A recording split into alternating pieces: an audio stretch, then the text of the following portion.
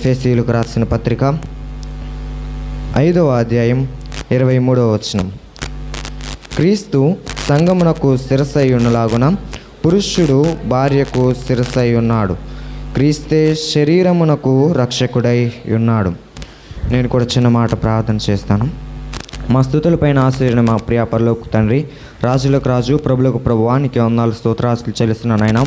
ఆకాశం నా సింహాసనం, ఏ భూమి నా పాత్మని సెలవిచ్చిన దేవా, నీకే వందనాలు స్తోత్రాలు చెల్లిస్తున్నాను తండ్రి. ఏమి తీర్చాము ప్రభువా, ఇంతవరకు మీరు పాటలు వారు మహిపొందిన విధానం బట్టి నీకే వందనాలు స్తోత్రాలు చెల్లిస్తున్నాను తండ్రి.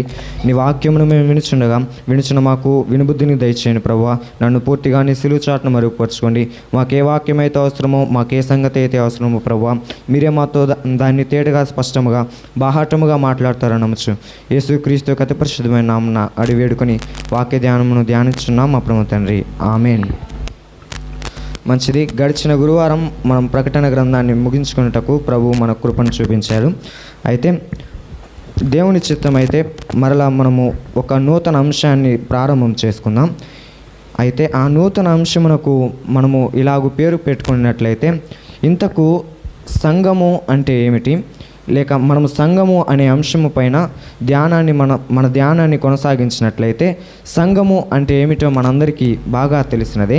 అయితే ఆ సంఘమును మనం విభజించి రెండుగా దాన్ని మనం విభజించినప్పుడు సంఘము ఎలాగూ ఉంది, ఈ సంఘములో ఏమి ఉండాలి, సంఘము ఎలాగూ ఉంది, సంఘములో ఏమి ఉండాలి అనే రెండు విషయాలు మనము ధ్యానం చేద్దాం. అయితే మొదటిగా అసలు సంఘము అంటే ఏమిటి అని మనం ధ్యానం చేసినట్లయితే, ఇంతకు సంఘము అంటే ఏమిటి? రక్షించబడిన వారి సమూహము సంఘము అయి ఉందని మనము సామాన్యముగా చెప్పవచ్చు. అయితే రక్షించబడిన వారు దేవునిని ఆరాధించడానికి, దేవుణ్ణి స్తుతించడానికి కూడుకునే ప్రాంగణము లేక కూడి ఉన్న స్థలము, ఆ సమూహము సంఘముగా మనము ఎరిగిన వారము. అయితే ఈ సంఘము ఎలాగూ ఉంది అనే దాన్ని మనం ధ్యానం చేసినట్లయితే 7 విధములుగా మనం దీన్ని జ్ఞాపకం చేసుకొనవచ్చు. సంఘము ఎలాగూ ఉన్నది అంటే 7 విధములుగా మనము దాన్ని చూసినట్లయితే 7 విధములుగా సంఘము మనకు అర్థమవుతుంది. అయితే మొదటిగా సంఘము ఎలాగూ ఉంది, సంఘము ఎలాగూ పోల్చబడింది అనేది మనం చూసినట్లయితే, మనం చదివిన వచ్చిన భాగంలోనే ఉంది. క్రీస్తు సంఘమునకు శిరస్సై ఉన్నలాగున పురుషుడు భార్యకు శిరస్సై ఉన్నాడు. క్రీస్తే శరీరమునకు రక్షకుడై ఉన్నాడు. అక్కడ మనము జాగ్రత్తగా గమనించినట్లయితే, క్రీస్తు సంఘమునకు శిరస్సై ఉన్నాడు అంటే సంఘము శరీరముగా మనకు కనబడుతుంది, క్రీస్తు శిరస్సుగా మనకు కనబడుతున్నాడు. మనము సాధారణముగా చెప్పవలసినది ఏమిటంటే, శిరస్సు ఉంది అంటే దాని తరువాత కనిపించే భాగం ఏమిటది? శరీరము ఉంది అంటే శిరస్సు ఉన్నట్లు, శిరస్సు ఉంది అంటే శరీరము ఉన్నట్లు. అయితే సంఘము శరీరముగా పోల్చబడింది. అయితే ఆ సంఘానికి శిరస్సుగా ఎవరు ఉన్నారు అంటే యేసుక్రీస్తు ప్రభువారు సంఘమునకు శిరస్సుగా మనకు కనబడుతున్నాడు. అయితే దీన్ని మనం ఇలా ధ్యానం చేసుకున్నట్లయితే, సంఘము ఎలాగూ ఉన్నదంటే క్రీస్తునకు శరీరముగా మనకు కనబడుతుంది, ఇది మనము అనేకమైన సార్లు ధ్యానించినదే, మనము బాగా తెలిసినదే. అయితే దీన్ని మనము క్లుప్తముగా ధ్యానం చేసినట్లయితే, సంఘము క్రీస్తుకు శరీరముగా పోల్చబడింది. అయితే ఈ సంఘము ఎలాగూ పోల్చబడింది, ఈ శరీరముగా ఉన్న సంఘము ఎలాగూ జీవించాలి, ఈ సంఘము ఆయనకు శరీరముగా ఉంటే ఏ ప్రవర్తన సంఘమునకు కలిగి ఉండాలి అనేది మనం ధ్యానం చేద్దాం. అయితే సంఘము అనే అంశం పైన మనం ధ్యానం కొనసాగిస్తూ, సంఘములో ఏమి ఉండాలి లేక సంఘము ఎలాగూ ఉంది అనే అంశములో మనము మొదటిగా ధ్యానం చేస్తున్న భాగం ఏమిటంటే, సంఘము క్రీస్తుకు శరీరముగా ఉన్నది అని. అయితే ఇప్పుడు మనం ధ్యానాన్ని మొదలుపెట్టినట్లయితే, సంఘము క్రీస్తుకు శరీరముగా ఉన్నదని సామాన్యముగా మనం చెప్పవచ్చు. ఇంతకు ఆయన శరీరము ఎలాగూ ఉన్నది?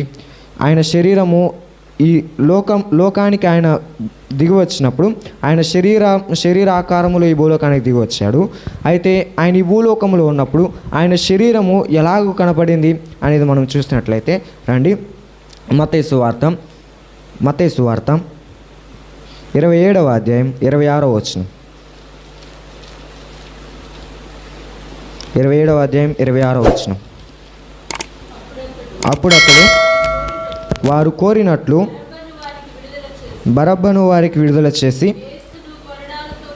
యేసును కొరడాలతో కొట్టించి సిలువ వేయని అప్పగించెను. ఈ సన్నివేశము మనందరము తెలిసిన భాగమే. ఆయన సిలువకు అప్పగించబోయే ముందు జరిగిన సన్నివేశము. అయితే దీన్ని మనం ఎందుకు జ్ఞాపకం చేసుకుంటున్నామంటే, ఆయన యేసును కొరడాలతో కొట్టించి సిలువ వేయని అప్పగించెను.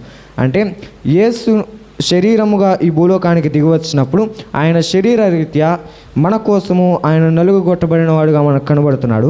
ఆయన శరీరము కొట్టబడింది అని ఇక్కడ మనము చూసినట్లయితే, దీన్ని మనకు అనుగుణముగా మనం మార్చుకున్నట్లయితే ఆయన శరీరము నలుగగొట్టబడినదిగా మనకు కనబడుతుంది. యెషయా గ్రంథంలో ఇంకా దీన్ని తేటగా బాహాటంగా రాయబడి ఉన్నది.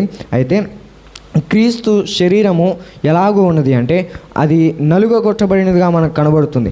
ఇంతకు దేని నిమిత్తము ఆయన శరీరము నలుగగొట్టబడింది అంటే, మనుష్యుని కొరకు మానవుడు పాపములో ఉన్నాడు కాబట్టి పాపము నుండి విడుదల పొందాలంటే పరిశుద్ధమైన రక్తము కావాలి, రక్తము చిందించబడాలి. అయితే ఆ రక్తము దేవునిదై ఉండాలి. కాబట్టి ఆయన ఆత్మస్వరూపిగా ఉన్నాడు కాబట్టి ఈ భూలోకానికి శరీరముగా రక్తమాంసములలో పాలివాడై వచ్చాడు. అయితే ఆయన శరీరము ఎలాగూ కనబడుతున్నదంటే, ఆయన శరీరము నలుగగొట్టబడిందిగా మనకు కనబడుతుంది. ఆయన శరీరంలో నలుగగొట్టబడ్డాడు. ఆయన దేని నిమిత్తము నలుగగొట్టబడ్డాడు అంటే మానవుల నిమిత్తము ఆయన నలుగగొట్టబడిన వాడుగా మనకు కనబడుతున్నాడు. ఆయన శరీరము నలుగగొట్టబడిన శరీరము అంటే ఆయన తగ్గించుకొని జీవించినట్లుగా మనం చూస్తున్నాం. అలాగే రెండవదిగా ఆయన శరీరం ఎలాగుందంటే యెషయా గ్రంథము 53వ అధ్యాయం 7వ వచనం. అతడు దౌర్జన్యము నొందెను, బాధింపబడినను అతడు నోరు తెరవలేదు. వదకు తేబడు గొర్రె పిల్లయు బొచ్చు కత్తిరించువాని యొద్ద గొర్రెయు మౌనముగా ఉండినట్లు అతడు నోరు తెరవలేదు. చాలు. ఈ యెషయా గ్రంథమును మనం ధ్యానించి చూసినప్పుడు ఈ యెషయా గ్రంథము 53వ అధ్యాయం సారాంశం ఏమిటంటే, ఆయన శరీరధారిగా ఈ భూలోకానికి దిగివచ్చినప్పుడు ఆయన చేసిన కార్యము, ఆయన అనుభవించిన శ్రమలు, ఆయన పొందిన దెబ్బలు, అవమానములు ఈ అధ్యాయంలో ముఖ్యముగా మనకు కనబడుతుంటాయి. అయితే ఈ 7వ వచనంలో అతడు దౌర్జన్యము నొందెను, బాధింపబడినను అతడు నోరు తెరవలేదు. అంటే ఆయన బాధింపబడిన వాడుగా మనకు కనబడుతున్నాడు. ఆయన శరీరముగా ఈ భూలోకానికి దిగి వచ్చినప్పుడు శరీరముతో ఆయన ఈ భూలోకంలో ఉండినప్పుడు ఆయన బాధింపబడిన వాడుగా కనబడుతున్నాడు. అయితే దీన్ని మనం ఇలా ధ్యానం చేసుకుంటే ఆయన శరీరము బాధపరచబడింది, ఆయన శరీరము బాధపెట్టబడిందిగా మనము జ్ఞాపకం చేసుకొనవచ్చు. అయితే ఆయన శరీరము ఎందుకు బాధింపబడినది, ఎందుకు బాధ పెట్టబడినది అంటే అది కూడా మానవులమైన మన నిమిత్తము ఆయన శరీరము బాధపరచబడినదిగా మనం చూస్తున్నాం. యెషయా గ్రంథము 53వ అధ్యాయం మొత్తము మనం చదివినట్లయితే ఆయన శరీరములో పొందిన దెబ్బలు, ఆయన శరీరంతో ఆయన అనుభవించిన అవమానములు, బాధలు మనం చూస్తూ ఉన్నాం. ఈ అధ్యాయం సారాంశం అంతా అదే. అయితే మన ధ్యానమునకు మనం అనుగుణంగా చూసినట్లయితే ఆయన శరీరము బాధపరచబడినదిగా మనకు కనబడుతుంది. ఎందుకు ఆయన శరీరము బాధపరచబడినదంటే కేవలము మానవుని యొక్క అవిధేయత వలన, మానవుడు దేవునికి విరోధముగా జీవించడాన్ని బట్టి, మానవుడు పాపములో జీవించడాన్ని బట్టి ఆయన శరీరము బాధపరచబడినట్లుగా మనం చూస్తున్నాం. ఆయన శరీరము బాధపరచబడినట్లుగా మనం చూస్తున్నాం. అలాగే మూడవదిగా మనం చూసినట్లయితే యోహాను సువార్త 8వ అధ్యాయం 9వ వచనం. యోహాను సువార్త 8వ అధ్యాయం 9వ వచనం. వారు ఆ మాట విని పెద్దవారు మొదలుకొని చిన్నవారి వరకు ఒకరి వెంట ఒకడు బయటికి వెళ్ళిరి. యేసు ఒక్కడే మిగిలేను, ఆ స్త్రీ మధ్యను నిలువబడి ఉండెను. చాలు. అయితే ఈ సన్నివేశము కూడా మనము ఎరిగిన వారమే. ఈ సన్నివేశం ఏమిటంటే శాస్త్రులు 3వ వచనంలో ఉంది. శాస్త్రులు పరిసయ్యులను వ్యభిచారమందు పట్టబడిన ఒక స్త్రీని తోడుకొని వచ్చి ఆమెను మధ్య నిలువబెట్టిరి. అయితే శాస్త్రులు పరిసయ్యులు దేవుణ్ణి హింసించడానికి వ్యభిచారమందు పట్టబడిన ఒక స్త్రీని ఆయన యొద్దకు తీసుకువచ్చి ధర్మశాస్త్రము ప్రకారము, మోషే మనకు ఆజ్ఞాపించిన దాని ప్రకారము వ్యభిచారమందు పట్టబడిన వాడిని రాళ్ళు రువి చంపాలి కదా, ఇప్పుడు దీనికి నువ్వేమి సమాధానం చెప్తావు అని దేవుని ప్రశ్నించినప్పుడు ఆయన ఏడవ వచనంలో మనం చూసినట్లయితే, వారు ఆయనను పట్టుకొని పట్టు వదలక అడుగుచుండగా ఆయన తల ఎత్తి చూచి, మీలో పాపము లేనివాడు మొట్టమొదట ఆమె మీద రాయి వేయవచ్చునని వారితో చెప్పి మరలా వంగి నేల మీద వ్రాయిచుండెను. చాలు. అయితే ఆయన వారికి అనుగ్రహించిన ప్రత్యుత్తరము సమాధానం ఏమిటంటే, మీలో పాపము లేనివాడు మొట్టమొదట ఆమె మీద రాయి వేయమని చెప్పాడు. అయితే కింద మనము 9వ వచనంలో చూసినట్లయితే, వారు ఆ మాట విని పెద్దవారు మొదలుకొని చిన్నవారందరూ ఒకని వెంట ఒకడు బయటికి వెళ్ళిరి. అయితే దీన్ని మనము ఇలాగ ధ్యానం చేసినట్లయితే, దేవుడు పాపము చేయని వాడిని మొదట రాయి వేయమన్నాడు. అంటే పరిశుద్ధుడును అని తనకు తాను ఒక ప్రణాళికతో, లేక నేను పరిశుద్ధుడను అని తను ధైర్యముగా చెప్పుకోదగినవాడు, తను పరిశుద్ధముగా జీవించినవాడు మొదట ఆమె మీద రాయి వేయమని చెప్పాడు. అయితే అక్కడ వారెవరు పరిశుద్ధతలో లేరు, వారందరూ పాపులు. కాబట్టి వారు ఆ మాట విని, అక్కడ ఫుట్ నోట్లో రాయబడి ఉన్నది, మనసాక్షి చేత గద్దింపబడిన వారై. అయితే వారు మనసాక్షి చేత గద్దించబడిన వారై పెద్దవారు మొదలుకొని చిన్నవారు వరకు ఒకని వెంట ఒకడు బయటికి వెళ్ళారు. అయితే అక్కడ పాపులు నిలవలేకపోయారు, పాపము చేస్తున్న వారు ఆ స్థలంలో లేరు. అయితే అక్కడ ఎవరు ఉన్నారు అంటే యేసు ఒక్కడే మిగిలేను. అయితే దీన్ని మనం ఇలా ధ్యానం చేసుకుంటున్నట్లయితే, ఆయన పరిశుద్ధుడు కాబట్టి ఆయన ఆమె మీద రాయి వేయటానికి అర్హుడు. ఆయన ఆమెను బాధపరచవచ్చు. అయితే దేవుడు దాన్ని మనం ఇలా ధ్యానం చేసినట్లయితే, యేసు ఒక్కడే అక్కడ మిగిలి ఉన్నాడు అంటే పాపులందరూ అక్కడ నుండి వెళ్ళిపోయారు. అయితే ఆయన శరీరంలో కూడా పరిశుద్ధుడిగా మనకు కనబడుతున్నాడు. ఆయన ఆత్మస్వరూపములో ఉన్నప్పుడు ఆయన పరలోకములో పరిశుద్ధుడు అని కొనియాడబడుతున్నాడు. అయితే ఆయన భూలోకమునకు వచ్చినప్పుడు కూడా ఆయన పరిశుద్ధత ఎంత మాత్రము తగ్గిపోలేదు. ఆయన శరీరములో పరిశుద్ధునిగా మనకు కనబడుతున్నాడు. ఆమె అక్కడ మనము స్పష్టంగా చూడవచ్చు, యేసు ఒక్కడే మిగిలేను. అయితే పరిశుద్ధులు ఎవరు అంటే పరిశుద్ధుడుగా ఉన్నవాడు యేసు ఒక్కడే అని మనం చూడవచ్చు.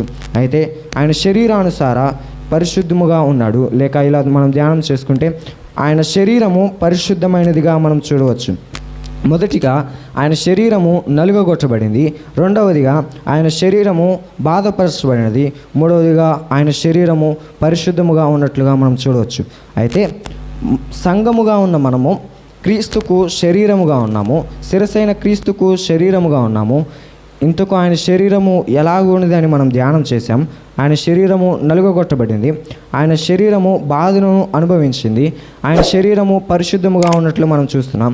అయితే ఆయనకు శరీరముగా ఉన్న మనము ఎలాగూ జీవించాలి, ఆయనకు శరీరముగా ఉన్న ఈ సంఘము ఎలాగూ జీవించాలి అంటే, మొదటిగా ఆయన శరీరం ఎలాగుందంటే నలుగగొట్టబడిందిగా మనం చూసాం. అయితే ఇప్పుడు ఆయన శరీరముగా ఉన్నామంటే మనము ఏమి చేయబడాలి? మనము నలుగొట్టబడవలసిన వారుగా ఉండాలి, మనము నలుగొట్టబడుతూ ఉండాలి. దానికి మనం ఏం చేయాలి? సుత్తిని తీసుకొని మనల్ని మనం నలుగు కొట్టుకోవడం కాదు. ఆ వాక్యమును మనం ధ్యానం చేసినట్లయితే రండి, ఇర్మియా గ్రంథము 23వ అధ్యాయం 29వ వచనం. 23వ అధ్యాయం 29వ వచనం. నా మాట అగ్ని వంటిది కాదా, బండను బద్దలు చేయు సుత్తి వంటిది కాదా? చాలు. నా మాట అగ్ని వంటిది కాదా, బండను బద్దలు చేయు సుత్తి వంటిది కాదా అంటే ఆయన మాట మనకు ఎలా కనబడుతున్నదంటే సుత్తి వంటిదిగా మనకు కనబడుతుంది.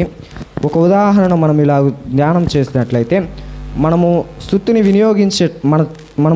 వినియోగించేటప్పుడు మన చేతికి గాయమయ్యే అవకాశము ఉంటుంది, మన చెయ్యి నలుగొట్టబడే అవకాశం ఉంటుంది. అయితే మనము సుత్తి జోలికి వెళ్ళనంత వరకు మనము క్షేమంగా ఉంటాం. అయితే ఇప్పుడు మనము నలుగొట్టబడాలి అంటే ఏమి చేయాలి? సుత్తిని వినియోగించాలి. అయితే ఆ సుత్తి ఏమిటి అంటే ఆయన స్పష్టంగా రాశాడు, నా మాట సుత్తి వంటిది కాదా అంటే ఆయన మాట అంటే ఆయన వాక్యము అని మనం ధ్యానం చేద్దాం. అయితే మనము నలుగొట్టబడాలి అంటే ఆయన శరీరముగా మనం ఉన్నాము కాబట్టి మనము నలుగొట్టబడాలి అంటే ఆయన వాక్యమును మనం వినియోగించాలి. స్తుతిని వినియోగించినప్పుడు మాత్రమే మనకు హాని కలిగే అవకాశం ఉంది. అలాగే మనము వాక్యమును ధ్యానించేటప్పుడు మాత్రమే మనము నలుగగొట్టబడతాము. దేవుని వాక్యము చేత మనము గద్దింపబడతాము. ఇక్కడ నలుగగొట్టబడటము అనే అర్థం ఏమిటంటే దేవుని చేత గద్దింపబడిన వారు, లేక వాక్యమును ధ్యానించటం. సంఘముగా ఉన్న మనము, క్రీస్తుకు శరీరముగా ఉన్న మనము అనుదినము వాక్యమును ధ్యానిస్తూ అనుదినము వాక్యము అనే స్తుతి చేత మనము నలుగగొట్టబడవలసిన వారుగా కనబడుతున్నాం. మనము కేవలము నోటి మాటతో నేను దేవునికి శరీరముగా ఉన్నాను, సంఘము అనేది దేవునికి శరీరముగా ఉన్నది అని చెప్పటము కాదు, కానీ నిత్యము అనుదినము అనుక్షణము ఆయన వాక్యము అనే మాట ద్వారా, ఆయన వాక్యము అనే స్తుతి ద్వారా మనము మన శరీరమును నలుగగొట్టుకుంటూ ఉండాలి.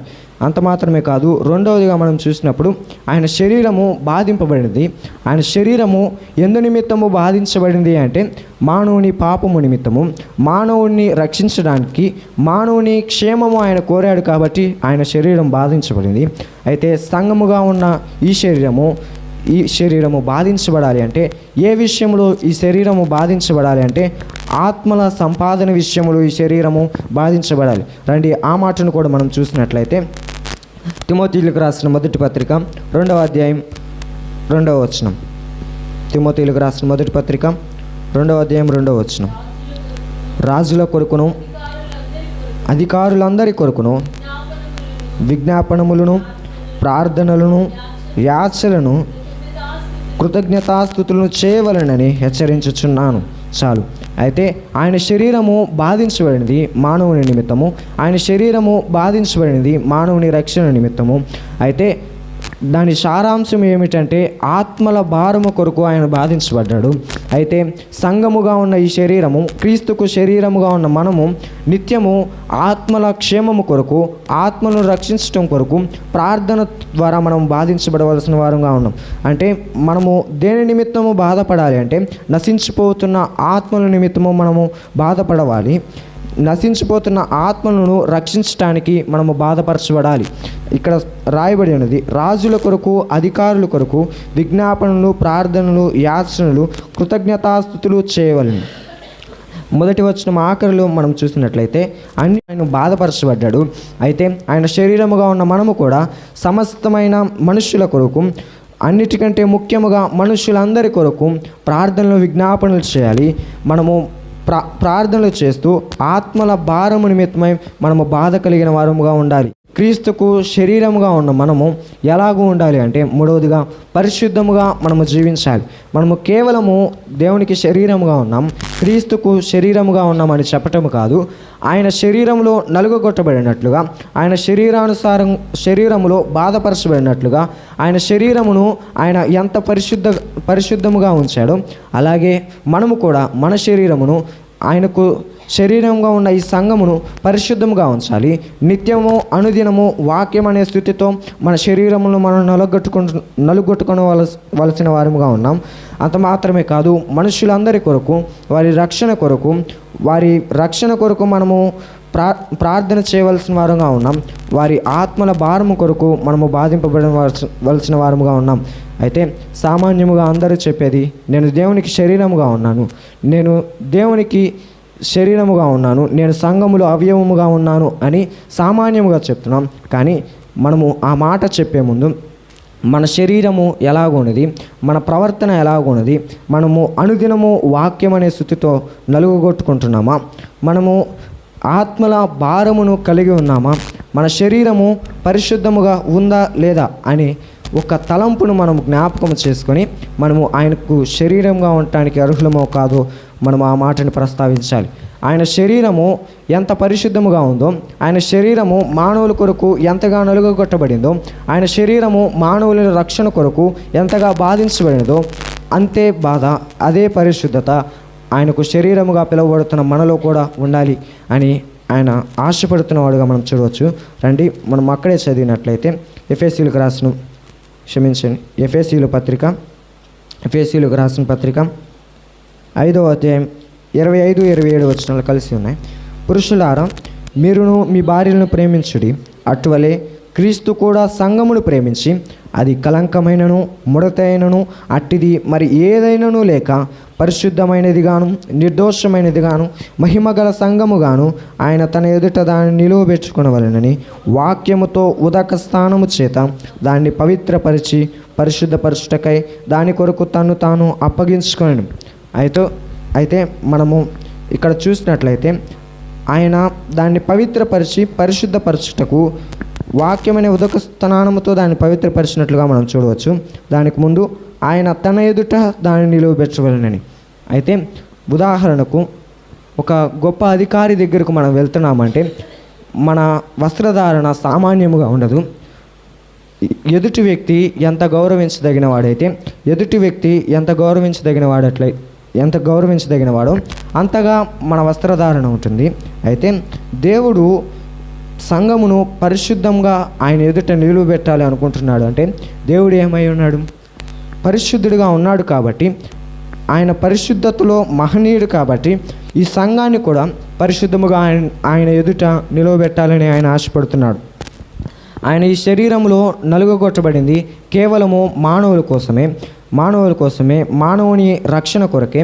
అయితే ఆయన సంఘము అనే ఈ శరీరాన్ని ఆయన పడిన బాధ, ఆయన ఎంత బాధపడ్డాడో అంతగా ఆయన నలుగొట్టుకోమని చెప్పట్లేదు. కేవలము ఆయన వాక్యము అనే స్థితితో మన శరీరమును అనుదినము నలుగొట్టుకునటం అంటే ఆత్మచేత గద్దింపబడి మన ప్రవర్తనలో ఏదైనా తప్పిదము ఉంటే దాన్ని సరి చేసుకోమని ఆయన చెప్తున్నాడు. ఆయన శరీరములో ఎంత బాధపరచబడ్డాడో మానవుని రక్షణ కొరకు, మానవుని రక్షించడానికి ఆయన ఎంతగా బాధపరచబడ్డాడో అంతగా మనల్ని బాధపడమని చెప్పట్లేదు. కేవలము నీ తోటి మనుషులను, నీ కుటుంబస్తులను, నీ వారిని నువ్వు రక్షించుకోవటానికి కేవలము ప్రార్థన చేయి, ఆత్మల భారము కలిగి ఉండు అని దేవుడు చెప్తున్నాడు. మన శరీరమును ఆయన పరిశుద్ధముగా ఉంచుకోమని చెప్పాడు. ఒక మాట ఇలాగ చెప్తాను. మనము అనుదినము వాక్యము ధ్యానం చేస్తే, అనుదినము ప్రార్థన కలిగి ఉన్నాము అంటే, వాక్యము ధ్యానించటం అంటే దేవుడు మనతో మాట్లాడటం, ప్రార్థన చేయటం అంటే మనము దేవునితో మాట్లాడటం. అంటే దేవునికిని మనకిని మధ్య అనుదినము అనుక్షణము సాంగత్యము కలిగి ఉన్నది, సహవాసము కలిగి ఉన్నది. అయితే లోకములో సామాన్యంగా చెప్పేది ఏమిటి అంటే మన ప్రవర్తన ఎవరి ద్వారా తెలుసుకుంటారు? మన స్నేహితుల ద్వారా మన ప్రవర్తన తెలుసుకోవచ్చు. మన స్నేహితుడు ఎట్టివాడో మనము కూడా అలాగే ఉంటాము అని అంచనా వేస్తారు. అయితే మనము ఆయనతో స్నేహము కలిగినప్పుడు, ఆయనతో సాంగత్యము కలిగినప్పుడు, ఆయన పరిశుద్ధుడు కాబట్టి మనము ఆటోమేటిక్గా పరిశుద్ధులముగా మార్చబడతాం. అయితే మనము ఆయన శరీరముగా పిలువబడాలంటే 2 కార్యాలు చేస్తే చాలు. 3వ కార్యము ఆటోమేటిక్గా ఆయనే దాన్ని మనకు అనుగ్రహిస్తాడు. ఏమిటి అంటే, మొదటిగా మనము వాక్యం అనే స్థితితో మనం నలుగొట్టుకోవాలి. వాక్యం అనే స్థితితో నలుగొట్టుకోవడం అంటే అనుదినము మనము ఆయన వాక్యాన్ని ధ్యానించేవారముగా ఉండాలి, ఆయనతో మాట్లాడేవారముగా మనము ఉండాలి. అప్పుడు ఆయనతో సహవాసము అనేది బలముగా ఏర్పడుతుంది. అపవాది ఈ సహవాసాన్ని పాడు చేయాలని పూనుకున్న అపవాది తరము కాదు. ఎందుకంటే పరిశుద్ధత ఎక్కడ ఉంటుందో అక్కడ అపవాది నిలవలేడు. కాబట్టి ఆయనకు శరీరముగా మనం పిలువబడుతున్నామంటే మనము ముఖ్యముగా పాటించవలసిన 3 ఏమిటంటే, మనము వాక్యం అనే సుత్తితో నలుగొట్టుకోవాలి. 2వదిగా మనము ఆత్మల భారమును కలిగి ఉండాలి. 3వదిగా మనము పరిశుద్ధముగా జీవించినప్పుడు సంఘము అనే మనము ఆయనకు శరీరముగా ఉన్నట్లుగా అర్థము. ఆయనకు శరీరముగా మనం మార్చబడాలంటే ఈ 3టిని తప్పనిసరిగా పాటించవలసిన అవసరము ఉంది. ఎందుకంటే ఆయన శరీరము ఎలాగూ ఉందో మనం ధ్యానం చేశాం. మనము ఆయనకు శరీరముగా ఉన్నామంటే ఈ 3 తప్పనిసరిగా మనము పాటించినప్పుడు, నిత్యము వాక్యము అనే శుద్ధితో మనం నలుగగొట్టినప్పుడు మనము ఆయనకు ఇష్టానుసారమైన మనుషులుగా మార్చబడతాం. అంత మాత్రమే కాదు, అక్కడ స్పష్టముగా రాయబడింది, క్రీస్తే శరీరమునకు రక్షకుడై ఉన్నాడు. అయితే మనము వాక్యమును ధ్యానించినప్పుడు, దేవునితో మాట్లాడేటప్పుడు తప్పనిసరిగా అపవాది యొక్క దాడి మన మీద ప్రభావితం చేస్తుంది. అపవాది మనల్ని హింసించాలని వస్తాడు. అయితే అపవాది మన దగ్గరికి వచ్చినప్పుడు మనం రక్షించడానికి మన ప్రభు అయిన యేసుక్రీస్తు వారు మనకు తోడుగా ఉంటారు. ఎందుకంటే మనం ఆయనకు శరీరముగా ఉన్నాము కాబట్టి. దీన్ని మనం ఇలా ధ్యానం చేసినట్లయితే, క్రీస్తే శరీరమునకు రక్షకుడు, ఇంతకు శరీరము ఎలాగూ ఉంది అనేది మనం ధ్యానం చేశాము. మనము ఆయన శరీరానికి మార్చబడినట్లయితే, ఆయన శరీరముగా మనం పిలువబడుతున్నాము అంటే ఖచ్చితముగా మనకు ఆయన రక్షకుడిగా ఉంటాడు. మనము ఆయన రక్షకునిగా కలిగి ఉన్నాము అని అర్థము.